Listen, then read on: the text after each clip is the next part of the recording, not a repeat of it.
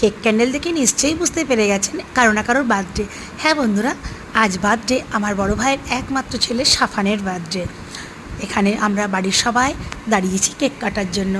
এই যে ক্যান্ডেল নিভিয়ে ও কেক কাটতে শুরু করলো। আর এই সময় ওর সঙ্গে ছোটোটাও দেখুন কেমন হই হুল্লোড় করছে। বার্থডে বয়কে দেখুন ছুরি দিয়েই যেন মনে হচ্ছে লাগিয়ে দেবে। তো কেক কাটার পর কেক খাইয়ে দিলাম আমার পেঙ্গুইনটাকে, তারপর একটু মাখালাম সবাইকে, ও খাইয়ে দিল, ওকেও সবাই খাইয়ে দিল।